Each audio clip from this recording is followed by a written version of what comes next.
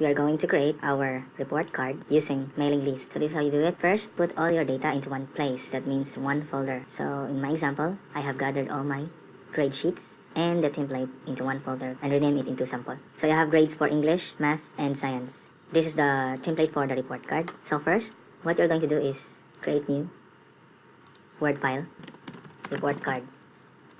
After that, you open the Word file and you have to lay out your report card. Say I want A4 size, the margins narrow. After that, insert picture. This one's a sample. And this is the report card for secondary template. Just in case I want to remove extra spaces, I have to change my layout, change this into 0. There I have my report card already. Close this one, go back to this one later. Now this will be my report card template, and I'm going to create now the Excel file. These grades for report card will be our consolidated Excel sheet for all the grades that are here in this separate Excel file. And then we will create a mailing list so that the grades, the consolidated grades from this report will be generated here in our report card in Microsoft Word. So what we're going to do is to create the grade sheets here. Let's say this one's for the... Remember that in our template it has a number and the name, surname, class, teachers.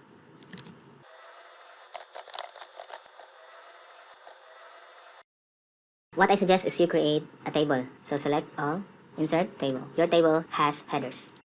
What we are going to do next is to fill in the list of the students here and their grades. So let's start with English. So let me copy this. Make sure that when we copy, there must no hidden columns or rows. No hidden columns, so right click, copy. Go to the grades for report cards. And here, paste as values. After that, we copy the midterm, final, and total. No hidden columns, no hidden rows. That's why it's safe to copy as a group. Right click, copy. And go to grades.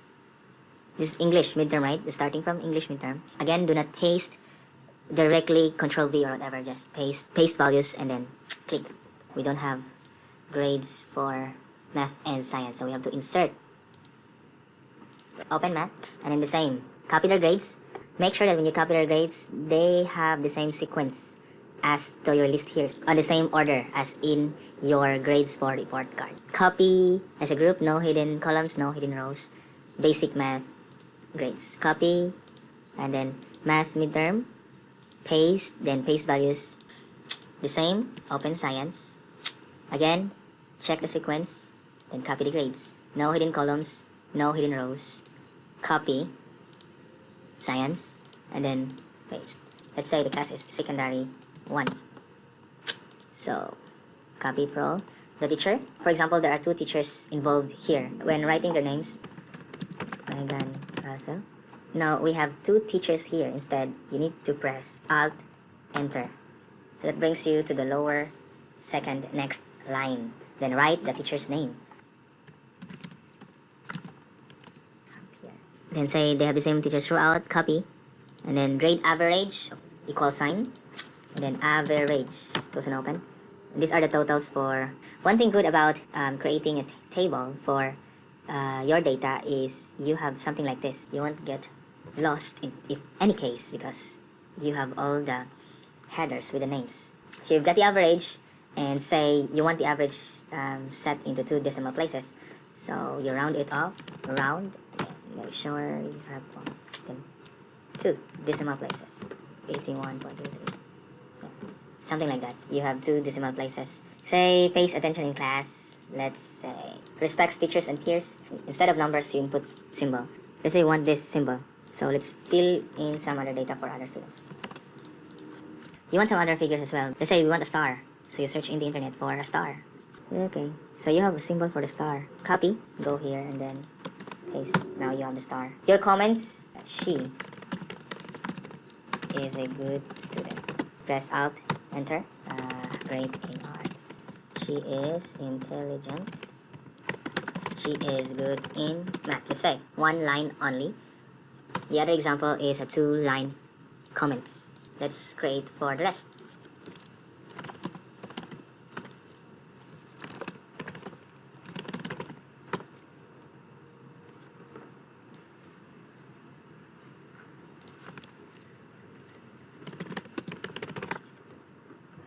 teacher's name, Dunhill.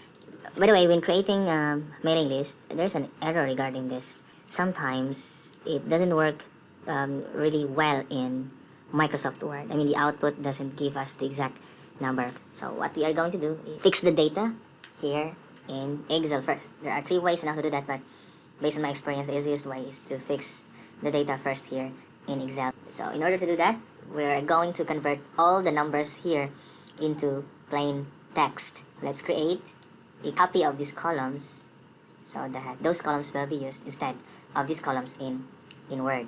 For your English midterm, English final, English total. That is for your math. This one's for science midterm, science final, science total. This one's English midterm, this one's English midterm. We are going to convert this number into a text. How to do that? Sometimes you need to round the numbers 2 decimal places, just in case you have more than 3 decimal places, just to make sure. After that, we have to convert that number into text. If you want it in 2 decimal places. For example, let's say your 40 is 1345. That's your number. When it is converted here, it's only 40.13, and 40.13 is not a number but a text. So at least we are sure that our data here will be the exact data that will appear in Microsoft Word. 2 decimal places and a text. So we're going to do the same for the rest of the columns. So for English final, we can copy the same formula to here.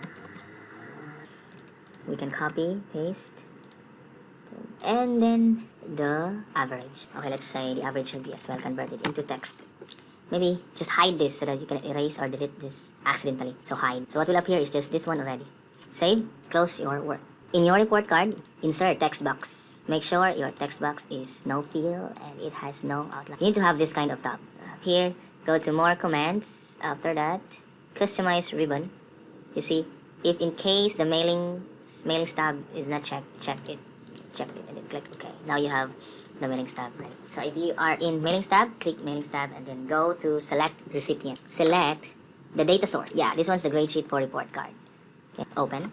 Remember that we have 2 tabs created, right? We have the primary and the secondary one. We are creating a student report card for secondary. So click secondary. Okay. Now click inside the text box and insert number. You can preview.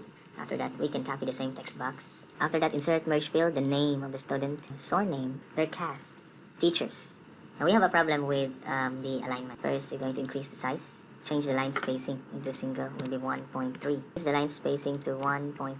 Make sure you have a bigger space for in case the name is too long to fit inside the box. For the grades, we're going to fit all of that in one same column. English, we're going to go mailings and then insert. Do not use this English midterm, but you want to use this formula because this is the one that was already converted into and rounded into 2 decimal places, and this is the one being converted from number into text. Next, we have the mathematics midterm and then the science midterm.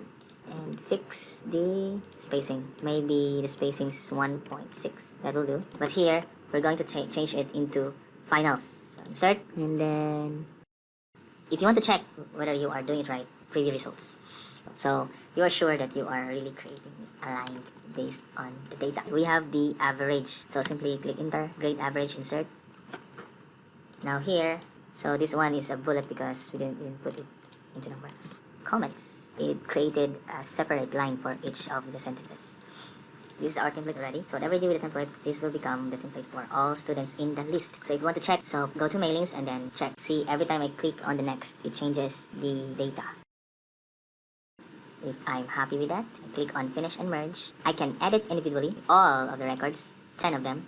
It will create a new Word file, letters.1, wherein all of my students, and I can edit here individually. Like this one is a separate data already. The data in the Excel will not be affected anymore. So everything that I am going to change here will never affect the template and will never affect the Excel file. So if I'm happy with that, I can save, I can print, I can create a PDF out of this. There's another option going back to the template. Finish and merge, print documents directly. I can print it all as a PDF or just print directly to the printer. Just trying to check, let's say. So this is the finished report card. So you see all of the students are listed. By the way, if you have, there's an error that you can't locate your Excel file. For example, I accidentally moved my grade sheet into a new folder. Then when I open my report card, yes, error because they cannot find my grades for report card because I changed the location accidentally. So what I do is click OK and find data source.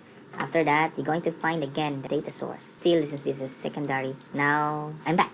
By the way, there's an error between Microsoft Word and Excel file if you are using MacBooks. So for MacBooks, make sure that your Excel file will be saved as to older versions of Microsoft. That means to say, maybe you can save it into Microsoft 1997 or so. You can do the same for Publisher. For example, if you are working with Publisher, let's say report card in Publisher. In Publisher, the same. You are creating a template. You go with mailings. If you cannot find mailings, go to more commands and then customize ribbon.